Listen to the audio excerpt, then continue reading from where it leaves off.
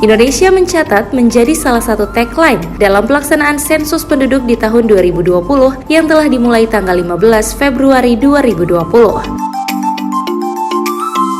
Perkembangan teknologi dari tahun ke tahun yang semakin canggih turut memudahkan berbagai keperluan masyarakat dalam memperoleh informasi maupun kebutuhan lainnya yang dapat dilakukan secara online atau daring. Hal ini juga diterapkan dalam pelaksanaan sensus penduduk di tahun 2020, sehingga memberikan kemudahan bagi warga negara untuk melakukan pendataan kependudukan, karena dapat dilakukan di mana saja.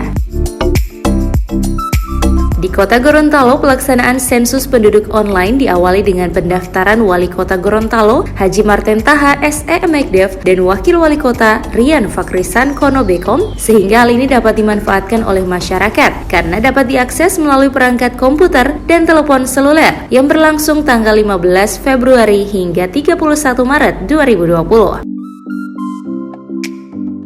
Kepada seluruh warga masyarakat Kota Gorontalo, saya mengajak menghimbau, mari kita sukseskan pelaksanaan sensus penduduk tahun 2020 ini dengan cara Bapak dan Ibu, para warga masyarakat untuk menerima kunjungan kedatangan para petugas BPS yang akan datang ke tempat saudara. Sebagai warga negara, saya tadi disensus atau dicatat oleh BPS untuk menjadi warga negara yang mendukung program pemerintah untuk melakukan pencatatan atau sensus penduduk. Dan sensus tadi saya laksanakan secara online. Itu mudah sekali. Cara online itu hanya melalui handphone kita bisa, semua data-data kita bisa terkirim melalui online.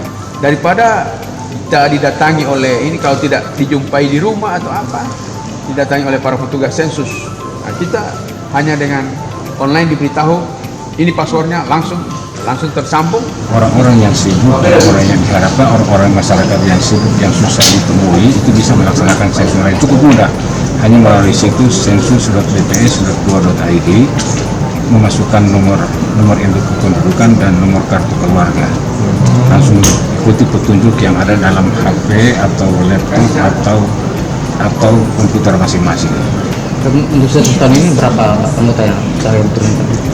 Karena ini merupakan sensus online, sensus mandiri, kita belum menurunkan anggota.